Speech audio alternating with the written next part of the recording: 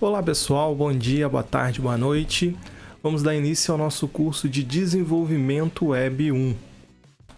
Essa primeira aula, nós vamos fazer um apanhado geral do histórico da internet e das principais tecnologias, entender um pouquinho como que a internet funciona e dar uma diferenciada entre internet e web.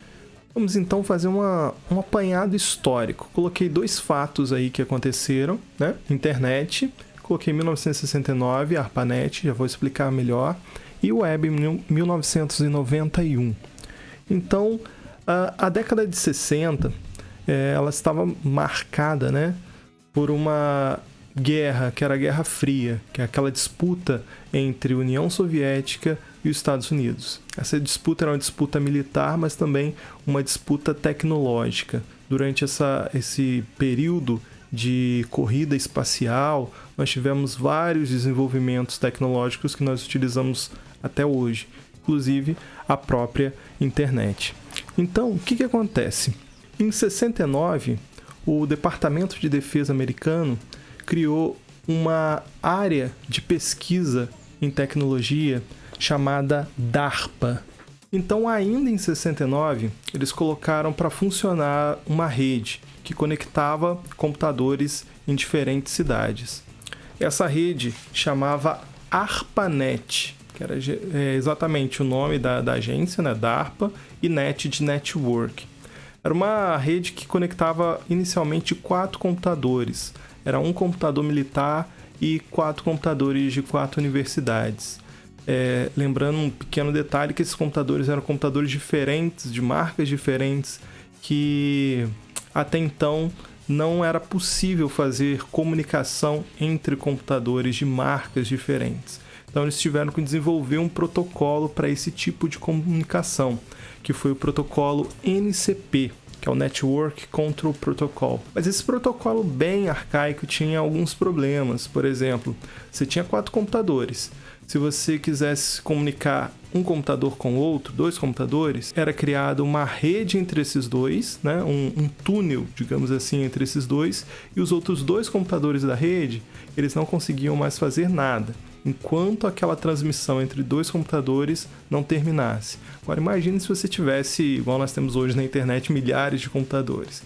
Se para você comunicar, você precisasse esperar que outro computador se comunicasse primeiro, para depois você realizar esse tipo de comunicação.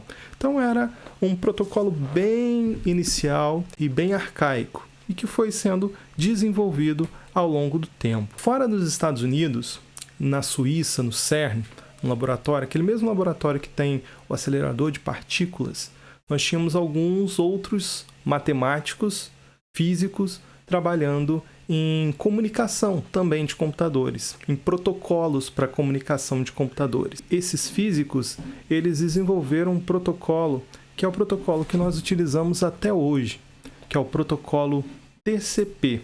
TCP/IP. Na verdade, TCP/IP são 2 protocolos. Lembrando que era utilizado anteriormente o protocolo NCP, né? E o TCP é o protocolo de Transmission Control Protocol, e IP é o Internet Protocol. Esses 2 protocolos foram criados pelo Bob Kahn, que é o TCP, e o Vint Cerf, que é o IP. O que acontece? A ideia desses protocolos, o IP, a ideia dele era identificar cada máquina que estava presente na rede. E a ideia do TCP era pegar uma informação, picotar ela em pequenos blocos de informação, endereçar e enviar essa informação através da rede. Quando ele chegasse no seu destino, esse pacote era desempacotado, né, e você começava a montar como se fosse um grande quebra-cabeça. Na verdade, é exatamente assim que nós utilizamos a internet até hoje. Esse é o protocolo que foi adotado posteriormente naquela rede inicial chamada ARPANET. Em 69 começou essa rede mais arcaica e com o tempo ela foi se desenvolvendo, e com esse desenvolvimento várias universidades começaram a utilizar, várias empresas também começaram a fazer uso e os militares já não queriam mais tomar conta daquela rede que ficou grande demais. Então eles criaram a MILNET, que era uma rede militar menor, fechada só para fins militares, e a tecnologia dessa ARPANET foi disponibilizada, né, para o grande público, digamos assim, e aí surgiu a internet, né, que é a nossa Interconnection Network, que é essa rede de interconexão, né? Então, Interconnection Networking foi reduzido apenas para internet.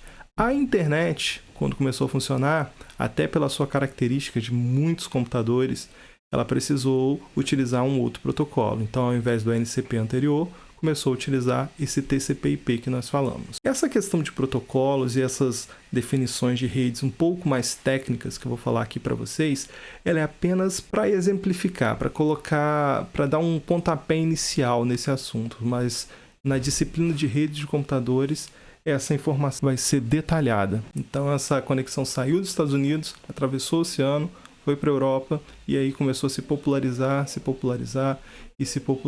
entre as empresas. Por mais que possa parecer difícil, mas desde o início, a principal forma de você conectar computadores foi de forma cabeada. E até hoje a internet funciona dessa maneira. Então, basicamente, a internet no mundo, ela é cabeada. Então, nós temos vários continentes, ou melhor, todos os continentes conectados entre si através de cabo, tá?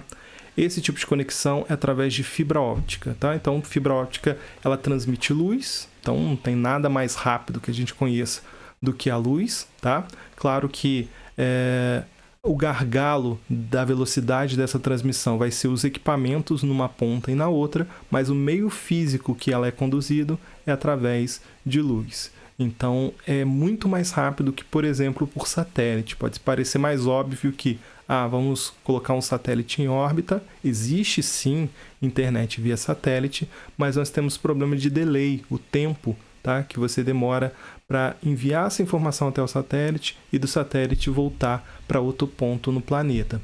Fora questões meteorológicas. Se você tem alguma TV aí via satélite, né? Você tem uma Sky, uma Claro, com aquela anteninha via satélite, você sabe que quando chove, o sinal se perde. Então, nós dependemos também de condições meteorológicas para a qualidade dessa conexão.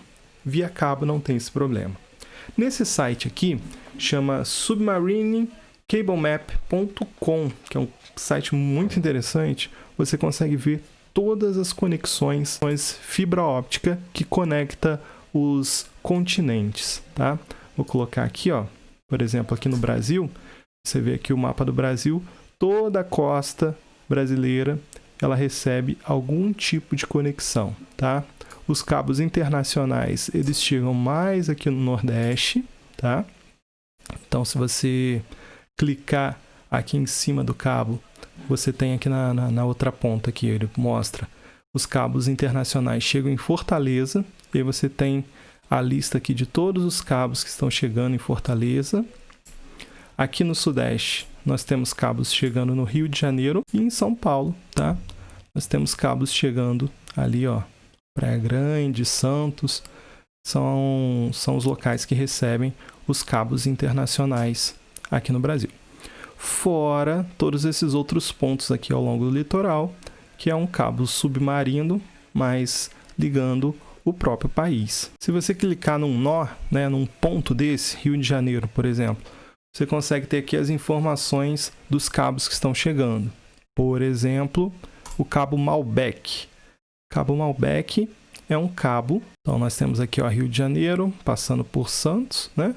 E chegando na Argentina. O site que ele te dá a data que o cabo foi instalado, qual a empresa foi a responsável por instalar aquele cabo. Tem como você entrar no site da empresa. Então existem várias empresas ao redor do mundo que prestam esse tipo de serviço. Então é algo bem interessante. Vamos falar então um pouco sobre os tipos de conexão que nós temos. Nós sabemos então que a grande parte dessa internet conectada através de fibra óptica, mas não é o único tipo de conexão que nós temos. Então essa fibra óptica ela vai de continente para continente e chegando, né, em terra, você tem várias empresas que vão distribuir essa internet, essa rede para dentro do país, tá? Então, peguei aqui, ó, a antiga conexão de escada. Não sei se algum de vocês teve a oportunidade de ter essa conexão, uma conexão extremamente lenta, 56 kbps, que você usava o cabo de telefone, só que na época não era linha digital, era linha analógica, tá? Então você tinha várias interferências, quedas constantes, mas também foi uma outra época, a internet não era tão pesada, digamos assim, nós não tínhamos vídeos de alta qualidade, você transferia mais texto, algumas imagens. Conexão ADSL, que era a conexão banda larga, né? ADSL, nós tínhamos a Velox aqui no Rio de Janeiro, a Speed da Telefônica em São Paulo, que era também utilizando o cabo de telefone fixo, só que aí dessa vez, ao invés de conexão analógica, era uma conexão digital, que permitia uma transmissão numa qualidade, numa velocidade maior. Internet via rádio, ela é popular nas cidades, principalmente pequenas cidades, né? Você vai ter empresas locais nessas cidades que vão instalar uma antena para dar visada para a maior parte da cidade possível. E na sua casa vai instalar uma anteninha mais simples, né, do que antena via satélite, obviamente. Uma anteninha mais simples para captar esse sinal de rádio, ok? Internet via satélite, que ela é mais utilizada nos locais de difícil acesso, tá? Então ela se conecta diretamente com o satélite. Então praticamente todo o globo terrestre vai desse tipo de conexão. Só que ela é uma internet muito cara e não é tão rápida, como eu falei para vocês, a questão de delay. A internet a mais comum hoje em dia, né, 3G, 4G, que é a internet via celular, que nós temos as várias torres de celular espalhadas aí pelas cidades, é onde tem sinal, você consegue se conectar à internet, claro, com seu plano de dados. E a internet fibra óptica, que nós já tínhamos falado dela, que é extremamente rápida, mas que agora está se popularizando também para chegar nas casas. Então, várias empresas, elas disponibilizam o cabo de fibra óptica chegando dentro da sua casa, se conectando no modem da sua casa, para aí dali você colocar num roteador Wi-Fi e disponibilizar essa conexão para sua casa. Então falamos de internet, falamos de protocolos de internet, falamos de tipos de conexão à internet. Mas e a web, que está ali como 1991? A web, ela se trata de dos serviços que se utiliza da infraestrutura da internet para poder funcionar. Então é o nosso serviço de HTTP. Nós vamos falar mais especificamente dele daqui a pouco. Mas a web é a nossa World Wide Web. É tudo aquilo que está dentro do navegador, dentro do browser, tá? Ela foi criada em 91 pelo Tim Berners-Lee, que também era um cientista, um físico, que trabalhava no laboratório de CERN na Suíça, e ele desenvolveu uma linguagem que pudesse ser acessada de qualquer computador, independente do sistema operacional, e você conseguisse disponibilizar vídeos, textos e todo tipo de mídia, né, independente do sistema operacional, tá, com uma comunicação universal. Então ele desenvolveu a linguagem HTML para poder fazer esse tipo. Então ele desenvolveu a linguagem HTML para poder estruturar uma forma de apresentação desses tipos de mídia. Então, internet, infraestrutura física, web, dos serviços que se utiliza dessa infraestrutura para poder funcionar, ok? Tendo em mente essas informações anteriores, vamos dar uma olhadinha nesse esquema aqui. Esse esquema aqui é basicamente como funciona lá o IFRJ, o Instituto. Então, aqui onde vocês estão visualizando aqui, PC é o nosso laboratório, né? São os computadores do nosso laboratório. Switch aqui é um concentrador, tá? Aí nós temos um servidor de internet, essa nuvem representando a internet em si, e aqui servidor web. Vamos entender um pouco. Então, os computadores do nosso laboratório, eles são identificados por endereço IP, que está aqui, ó, 192.168.0.2. Isso vai ser mais detalhado na disciplina de redes, mas nós já falamos sobre o IP, né? O IP, então, é o identificador de cada computador nessa rede. Esses identificadores, eles podem ser locais, como esses endereços que nós colocamos aqui para nossa rede local. Então, no momento que eu tenho um switch conectando esses computadores, eu crio aqui uma LAN, uma Local Area Network. Eu faço com que esses computadores se comuniquem entre eles localmente. Eles ainda não estão conectados na internet. Para ele se conectar à internet, esse switch precisa estar ligado a um serviço de internet, tá? Igual aí na sua casa. Você vai ter um serviço da Oi, da Claro, da NET, ou de alguma empresa local aí de internet via rádio, ok? Então, lá no Instituto, por exemplo, nós recebemos um link da Embratel. Então, essa internet aqui, essa infraestrutura toda é a infraestrutura da Embratel. E aí nós temos a figura de um servidor de internet, que vai ser um computador, tá? Que vai receber essa internet, como lá existem vários computadores, ele vai gerenciar o uso dessa internet para todos os computadores do campus, tá bom? E nós temos também roteadores Wi-Fi espalhados pelo campus para que você consiga ter conexão sem fio, tá bom?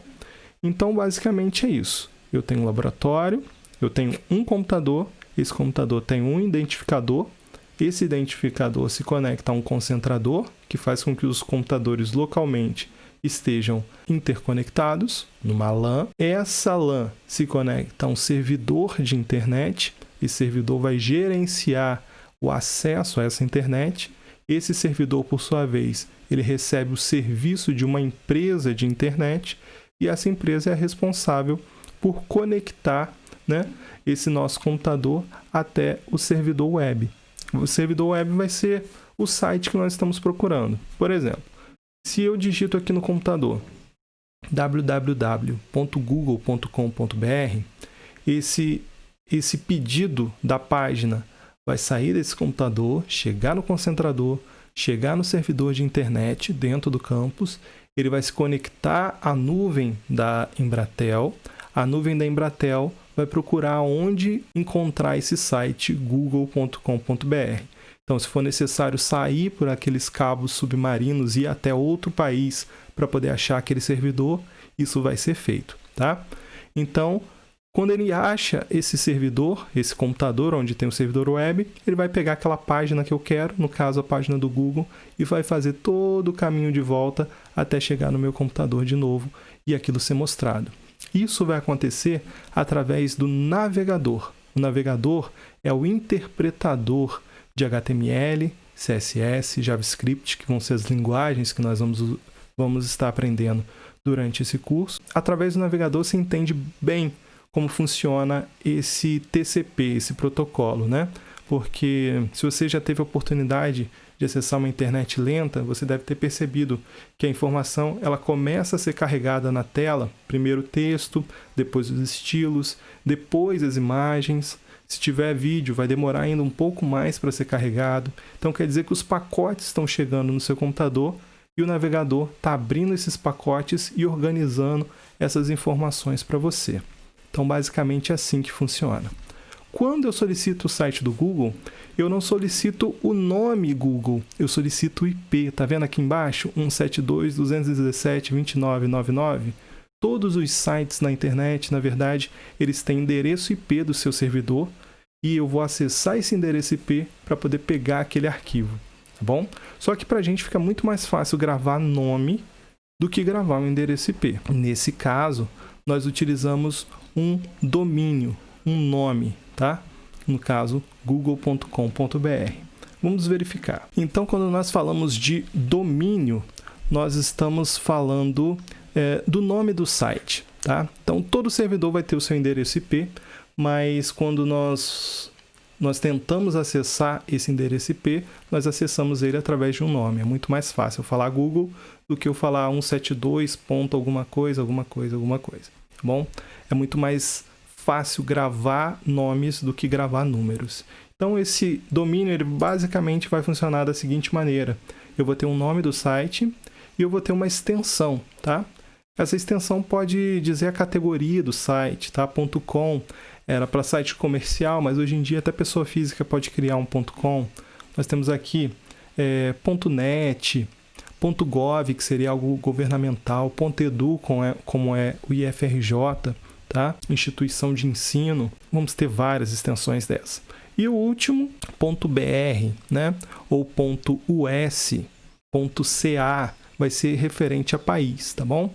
Tem até um mapinha aqui, dá para vocês visualizarem, .ru, Rússia, .cn, China, .au, Austrália, .gl, Groenlândia, .fr, França e assim por diante. Beleza? Essa é a anatomia básica de um domínio. Você precisa de um servidor, que é o que nós chamamos de DNS, que é o servidor de nome de domínio, Domain Name Server, ou sistema de nome de domínio. Ele é o responsável por, na hora que eu digitar Google, ele traduzir aquilo para um endereço IP e aí sim o sistema de busca, né, pesquisar por esse servidor daquele endereço IP e me retornar aquele site. Bom, existem serviços abertos de DNS, tá? Coloquei aqui 2 exemplos, o OpenDNS e o Google DNS. Tá? Isso daqui lá nas configurações de redes vocês podem alterar. Por exemplo, o DNS do Google é bem fácil, 8.8.8.8 e o secundário 8.8.4.4. Quem vai detalhar isso para vocês, novamente, vai ser o professor de redes de computadores. Então, os sites que nós teremos acesso, eles estarão disponíveis para nós através de um protocolo. O protocolo que todo mundo já conhece, que é o HTTP, que é o Hypertext Hipertexto, que são as nossas páginas, Transfer Protocol. Beleza? Então, ele é o responsável por receber esses pacotes, tá? E interpretar essa informação no seu navegador. Esse protocolo, né, ele segue um padrão, né, que nós chamamos de URL, que é Uniform Resource Locator, que é o endereço de como que eu preciso colocar essa informação no navegador para que eu consiga ter acesso a essa informação. Basicamente, a seguinte anatomia. Então, eu tenho o HTTP ou HTTPS, o S no final é de Security, quer dizer que a informação é criptografada. Em HTTP, a informação ela vai completamente visível na URL. Então, se você tivesse um usuário e senha em HTTP, pelo próprio navegador você conseguiria visualizar tanto o usuário quanto a senha. Em HTTPS não. Em HTTPS essa informação ela é criptografada. Então eu tenho o HTTP, que é o protocolo. Eu tenho o domínio, que nós falamos anteriormente. Tá aqui, ó, www.exemplo.com. Tá? Eu posso ter a porta. Essa porta também vocês vão estudar em rede, por exemplo, a porta 80 é a porta referente de internet. Eu posso ter um patch do arquivo, um endereço daquele arquivo dentro de qual página, de qual pasta, de qual diretório aquele arquivo se encontra, diretório, subdiretório, até eu chegar na extensão do arquivo, por exemplo, esse myfile aqui, .html, beleza? E eu tenho alguns parâmetros. Esses parâmetros você podem reparar, por exemplo, quando você faz uma busca no Google, busca alguma informação, aí você olha lá na barra de endereços, vão ter parâmetros lá, né? Você vai ter search, o nome daquilo que você procurou, se for 2 nomes vai ter o nome, o sinalzinho de mais, um outro nome, então são parâmetros de busca já dentro do seu site, tá? E você também tem a âncora, que é representado pelo hashtag, que nós vamos ver isso no desenvolvimento das páginas, que é para você linkar partes diferentes dentro da sua mesma página. Então, só por questão de curiosidade, essa informação vai ser detalhada mais em outra disciplina, mas aqui nós temos uma estrutura de rede, né, um modelo de rede chamado modelo OSI. Então, o TCP, que nós estávamos falando, que nós utilizamos, ele está aqui, ó, na camada de transporte. IP, ele está aqui na camada de rede, tá? Que vai ser a identificação de cada um dos computadores. O TCP, que vai ser o protocolo de transmissão dessa informação, está aqui na camada de transporte. Acima delas a gente ainda tem sessão, apresentação e aplicação, que é a camada mais alta dentro dessa estrutura de rede. E aqui estão os protocolos que nós estávamos falando. O HTTP, o FTP, que é outro tipo de protocolo para transmissão de arquivos, o DNS, que nós estávamos falando sobre questão de servidor de domínio, tá?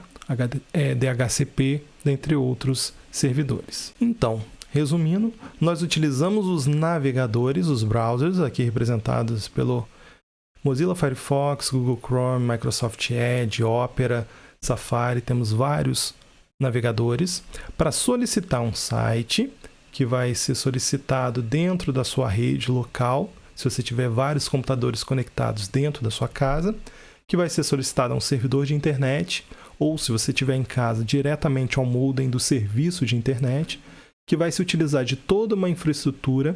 Gente, essa infraestrutura tem várias redundâncias, então não necessariamente você vai precisar atravessar o oceano para poder pegar essa informação num servidor do outro lado do mundo.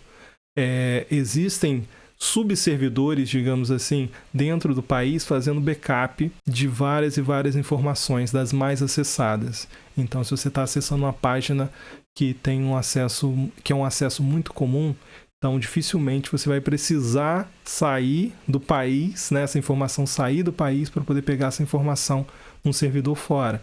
Ele pode pegar essa informação em backups internos dentro do próprio país. Mas você pode sim fazer uma conexão a uma página que esteja em outro país e você não vai saber, isso é transparente. Você não vai saber se aquilo está vindo de perto ou se está vindo de quilômetros e quilômetros de distância, tá bom? Então essa infraestrutura de internet vai resolver para a gente essa questão da procura desse servidor. Esse servidor web vai ser encontrado através do DNS, a gente utiliza nome e o DNS vai transformar esse nome no endereço IP e toda essa informação vai voltar até chegar à tela do seu computador. Parece mágica, mas não é não. É assim que funciona. Terminamos então a nossa primeira aula.